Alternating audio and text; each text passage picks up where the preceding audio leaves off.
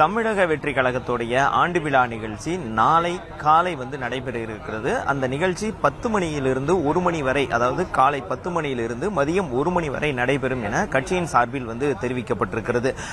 இந்த நிகழ்ச்சி கட்சி தொடங்கி 1 ஆண்டு நிறைவடைந்து 2ஆம் ஆண்டில் நுழைவதை ஒட்டி இந்த நிகழ்ச்சி நடைபெறுவதாக கூறியிருக்கிறார்கள். அது மட்டுமில்லாமல் இதற்கான அந்த தொடக்க விழா என்பது பனையூர் அலுவலகத்தில் நடைபெற்றது. அன்று, அதாவது பிப்ரவரி 2ஆம் தேதி விஜய் கொடியேற்றி வைத்து நலத்திட்ட உதவிகள் வழங்கி மற்றும் அந்த கட்சியுடைய கொள்கை தலைவர்களுடைய சிலையை திறந்து வைத்து இந்த நிகழ்வை தொடங்கி வைத்தார். அதற்கு பிறகு தமிழகம் முழுவதும் மக்களுக்கு நலத்திட்ட உதவிகளை வழங்க வேண்டும் என்று தெரிவித்திருந்தார் விஜய். அதன் சார்பாக ஒவ்வொரு மாவட்டத்திலும் அந்த மாவட்ட நிர்வாகிகள் அந்த நலத்திட்ட உதவிகளை செய்து வந்தார்கள். இதனுடைய அந்த இறுதி கட்டமாகத்தான் இந்த 2ஆம் ஆண்டு நுழைவு துவக்க விழா என்பது நடைபெற இருக்கிறது. இதை பிரம்மாண்டமாக நடத்துவதற்கு அவர்கள் திட்டமிட்டிருக்கிறார்கள்.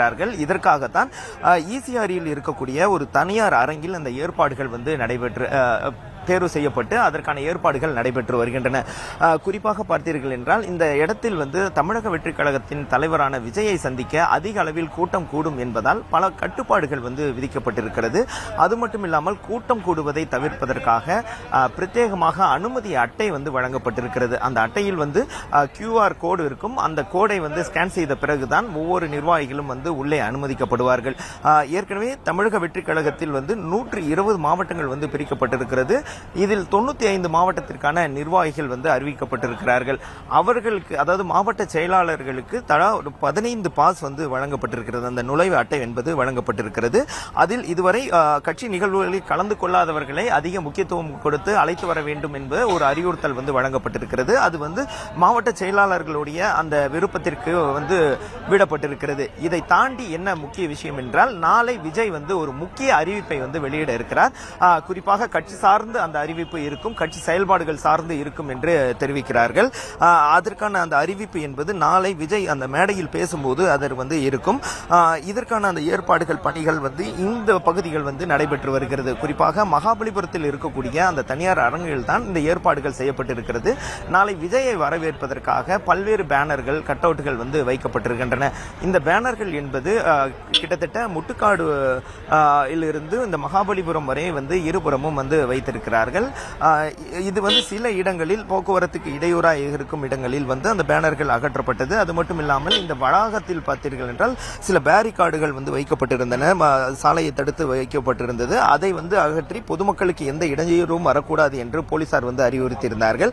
அதற்கு ஏற்ப அந்த பேரிகார்டுகள் அகற்றப்பட்டு பொதுமக்களுக்கு எந்த இடையூறும் இல்லாமல் செயல்படுவதற்கான அந்த வசதிகள் செய்யப்பட்டிருக்கின்றன. அது மட்டும் இல்லாமல் நாளை காலை இந்த நிகழ்ச்சி என்பது தொடங்க இருக்கிறது. இதற்கான அந்த பிரத்யேக ஏற்பாடுகளில் முதல் கட்டமாக பார்த்தீர்கள் என்றால் 6 மணியிலிருந்து நிர்வாகிகள் வருவார்கள். அதற்கான ஏற்பாடுகள் செய்யப்பட்டிருக்கிறது. நிகழ்ச்சி 10 மணிக்கு தொடங்கும் என்றாலும் நிர்வாகிகள் வருவது, இங்கு இருக்கக்கூடிய இடங்களை அந்த கட்டுப்பாடுகள் தாண்டி உள்ளே போக வேண்டியது இருக்கிறது. அவர்களை வரிசைப்படுத்தி உள்ளே அனுப்ப வேண்டிய நிகழ்வுகள் இருக்கிறது. எனவே 6 மணியில் இருந்தே வருவார்கள் என்று தெரிவிக்கிறார்கள்.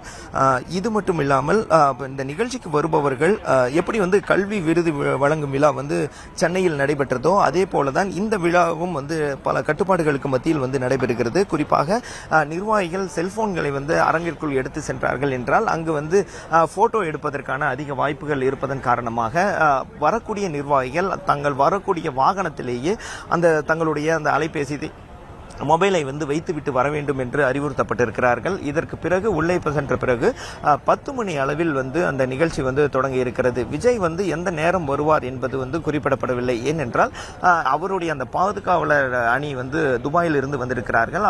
அவர்களுக்கு கடந்த 2 ஆண்டுகளாக அவர்கள் அந்த பாதுகாப்பு பணியில் அந்த துபாய் தனியார் பாதுகாப்பு அமைப்பானது செயல்பட்டு வருகிறது. அவர்களுடைய திட்டம்படி தான் விஜய் வருகை எந்த வழியில் வர வேண்டும் என்பதெல்லாம் திட்டமிடப்பட இருக்கிறது. இதன் காரணமாக விஜய் முன்கூட்டியே வரலாம் அல்லது சரியான நேரத்திற்கும் வரலாம் என்று தெரிவிக்கிறார்கள். எப்படி இருந்தாலும் நிகழ்ச்சி 10 மணிக்கு தொடங்கிவிடும். இந்த நிகழ்ச்சியில் முக்கியமாக பார்த்தீர்கள் என்றால் இந்த கட்சியுடைய சிறப்பு ஆலோசகராக செயல்பட இருக்கக்கூடிய முன்னாள் அரசியல் வியூக வகுப்பாளரும் தற்போதைய ஜன் கட்சியுடைய பிரசாந்த் கிஷோர் வந்து இந்த நிகழ்வில் வந்து கலந்து கொள்ள இருக்கிறார். அவர் வந்து சென்னை வந்திருக்கிறார். அது மட்டும் இல்லாமல் அவர் வந்து இந்த மேடையில் வந்து அவர் பேச இருக்கிறார். குறிப்பாக அவர் வந்து முதல் முறையாக ஒரு தமிழகத்தில் நடைபெறக்கூடிய அரசியல் சார்ந்த நிகழ்வுகள் வந்து குறித்து பேச இருப்பதாக வந்து தெரிவிக்கிறார்கள். அவர் வந்து ஒரு அரசியல் வியூக வகுப்பாளராக இருந்தாலும் கூட ஏற்கனவே அது பொருள் பல கட்சிகளுக்கு செயல்பட்டு இருந்தாலும் தற்போது அவர் அரசியல் கட்சியை வந்து ஜன்சுராஜ் கட்சியை வந்து தொடங்கி அவர் வந்து பீகார் மாநிலத்தில் வந்து தொடங்கி இருக்கிறார். எனவே தற்போது அந்த கட்சியுடைய தலைவர் என்ற அடிப்படையில் அவருக்கான அந்த அழைப்பு என்பது விடுக்கப்பட்டிருக்கிறது. அவர் இந்த நிகழ்வில் வந்து ஒரு கட்சியின் தலைவராக பேச இருக்கிறார். அதற்கான அவர் வந்து கிட்டத்தட்ட ஒரு 10 நிமிடத்திற்கு மேல் வந்து பேசலாம் என்று தெரிவிக்கிறார்கள். அவர் மட்டும் இல்லாமல் தமிழக வெற்றி கழகத்தில் இருந்து இன்னும் சில முக்கிய நிர்வாகிகள் வந்து பேச இருக்கிறார்கள்.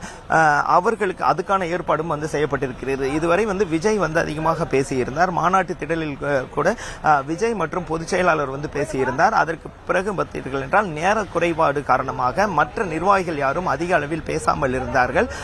இந்த நிகழ்வில் வந்து அவர்களுக்கெல்லாம் வாய்ப்பு இருக்கிறதாக தெரிவிக்கிறார்கள். இவர்களுக்கு பிறகு விஜய் வந்து பேச இருக்கிறார். அந்த அவருடைய பேச்சு தான் மிக முக்கியத்துவம் வாய்ந்ததாக அமையும் என்று கட்சி தரப்பில் வந்து தெரிவிக்கிறார்கள். ஏனென்றால் அவர் வந்து முக்கியமான சில அறிவிப்புகளை வந்து அவர் வெளியிட இருப்பதாகவும் வந்து தெரிவிக்கிறார்கள். இது வந்து ஒரு ஆண்டு விழா நிகழ்வாக இருந்தாலும் அடுத்த கட்சி எப்படி செயல்பட போகிறது, என்ன விஷயங்கள் செய்ய இருக்கிறோம் என்பது உள்ளிட்ட பல்வேறு விஷயங்களை வந்து நாளை விஜய் வந்து அறிவிக்க இருக்கிறார்.